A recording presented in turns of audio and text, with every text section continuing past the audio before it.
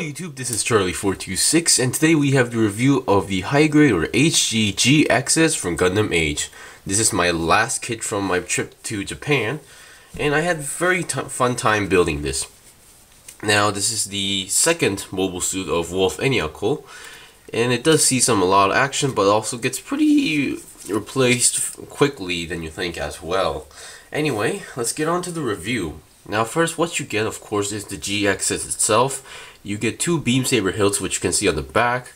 You get a beam rifle, which I will explain later. You get a shield, and you get two beam saber effects. It's the flat type ones and the kind of long ones. You get two of Woolf Enneacle symbols that goes onto the shield, but you only use one. So as you can see, I only use one. You get a number of stickers, however they're not too bad because the places where you put these stickers aren't not too noticeable unless you look thoroughly, and they're all flat stickers, so there's only two of them that requires you to fold, but beyond that everything is pretty well, so it doesn't really matter too much. Lastly, you get one open hand, and the other two I'm using it is the multi-purpose hands. Okay, now let's get on to the review. Now, before I start, those who've built the G-Exes might have, while posting my build, some people were asking me if some pieces were loose and all, and I can see where you were going. Number one, the head might be a little bit wobbly. Now, while explaining the articulation, what I've encountered is that moving the head up and down is not much of an issue. It goes down that much and then up that much. However, the wobbly part is when you go sideways. It kind of feels loose when you move it like this. So it's kind of a bit wobbly depending on how you look at it. So 360 is technically possible. Okay, let me just adjust my tripod a little bit. And for the body, now the other issue I was having on the body, not the main body, but the more like the middle piece here. Now the connection between, now this is a double ball joint. There's one polycap ball joint up and the other one down, being connected to the waist. The connection between the waist is pretty well, it's stable. However, the connection between the body and this middle section is kind of loose. So I actually went up and used a primer, or not a primer, I mean a top coating spray to make it a little bit tighten, to make it tight. It's better than last night, but still it does have that feeling. So once you straight build this and you try to pose it, the main body might pop out a little bit easily. Let me take out the shield, and here let me explain the arm articulation. The arms, nothing too special. It can go out 90 degrees, and then it's not double jointed because I think it's the design that's blocking the bend, but it can go more than 90 degrees. And 360, well, technically possible if you move the arm to the outer section. And hands are on the typical ball jointed hand, and like most AGE kits, in order to attach shields and stuff, they have this hole-ish part here, and you have to move it around depending on which way you want to attach the shield. Now usually for AGE kits I put it on the side, so this is how I'm going to do it, and I'll explain the shield later. Okay,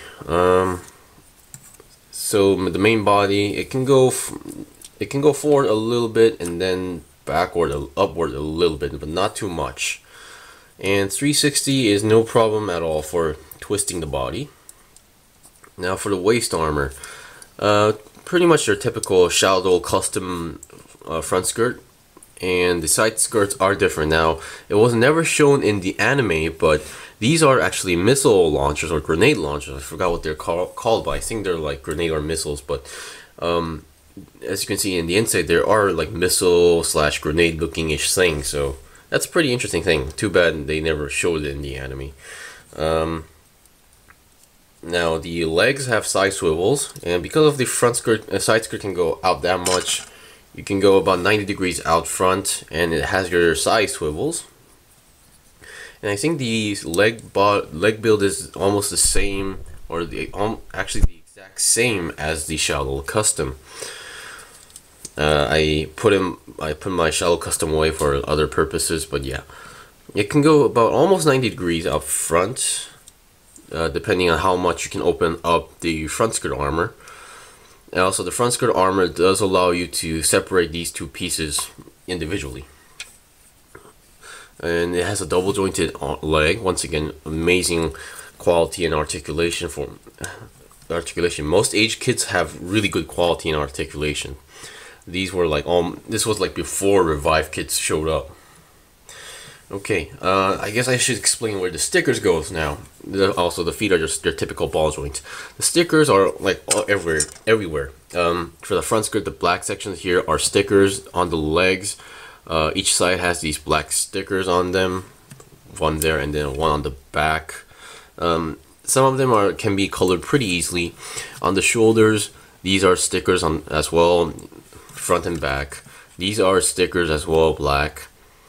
Once again, front back skirt, these are stickers as well, and there are these gray stickers in the thrusters / backpack, and the rest is on the head, the eyes, the cameras, forward and backward, and one more for the beam rifle. Okay, now we'll look at its accessories. Once again, we'll look at the shield first. The shield, the same shield as the whatchamacallit Shaldoll Custom, but in different white color, and you get to put the sticker right over here, and I really love the design. Once again, same as the Shaldoll Custom, you can just attach the shield, and there's a peg out here that will go into this section right over there. If you wish to do so, you can do it you can make it go backwards if you wish to do so. And let's see. Now for the beam rifle. Now this looks like this does have like a similar design to the Dots rifle from Gundam AGE 1 normal. However, this is not. I believe this was like another attempt to build another Dots rifle, and it does almost have the same power or effect as the Dots rifle according to Gundam Wiki. It also has that swirling shot effect as well. There is a handle out there for you can hold it in both hands, but I've tried it and it doesn't really work that well. I don't know, maybe I could be doing something wrong, but it does seem possible when you try to force it, kind of it like that. But it's kind of awkward for me, so I'm not gonna do it that often.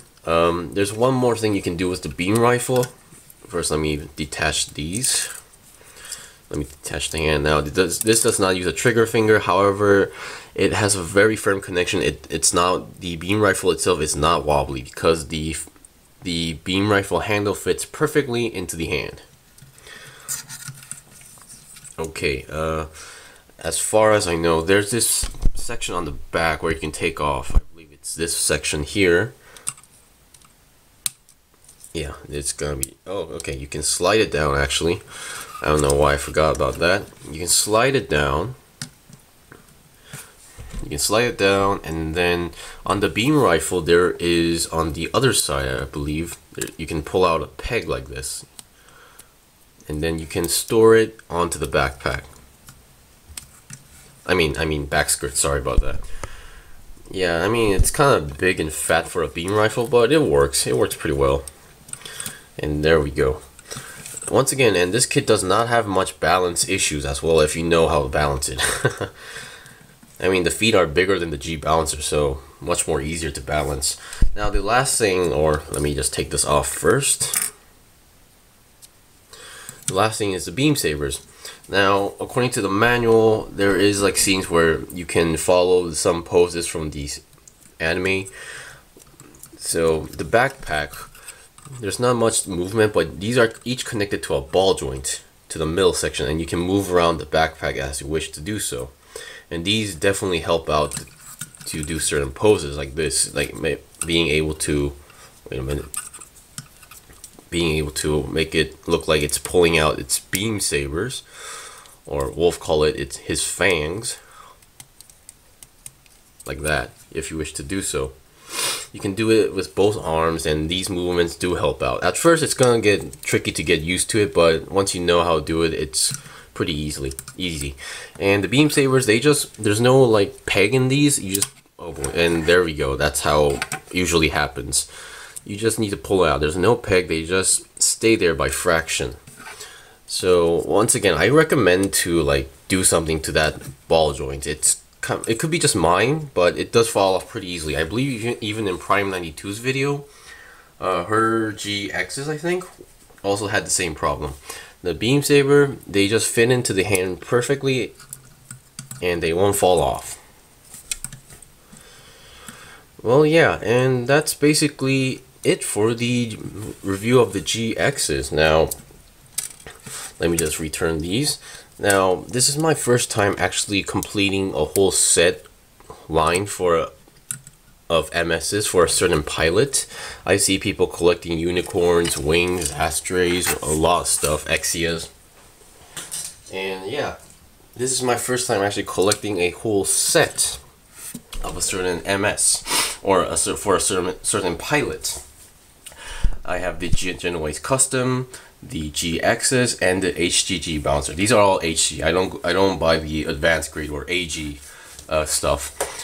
Among all, for me, the best kit was the G-Bouncer. Second being the Genoese Custom, because as much as I was a fan of this, for a straight builder like me, the popping out ball joint was kind of a unexpected situation, and if it wasn't for that, I wouldn't be able to judge them, because all of them are technically my favorite mobile suits out there. And if you are a fan of Woolf Enneacle, collecting all these three kits are kind of worth it. I mean, they're fun to build. They have amazing quality for its time. To be honest, I prefer the H kits I rather buy more H kits rather than IBO kits, to be honest, because their quality is top notch. And some kits have amazing color separations, like the Zadora or Gundam Legalist. So yeah, this was the review of the Gundam HG G-Exes from Gundam AGE. I can recommend the G-Exes to anybody, especially for Gundam AGE fans or fans of Woolf Enneacle, or even, well, not maybe the G-Exes, but Gundam AGE kits are generally very good kits for beginners. They have all the basics, they have good articulation, and they will give beginners a very good image and impact to them for starting Gunpla. So basically, I recommend the Gundam AGE kits or the G-Exes, whatever, to anybody. Anyway, thank you for watching my review for the HG G-Exes. If you have any questions or requests, leave a comment below. If I got anything wrong, leave a comment below as well. If you found my videos interesting or informative, please like my videos and also subscribe to my channel. I still have more kits to buy and build, so please stay tuned. Until then, see you guys next time!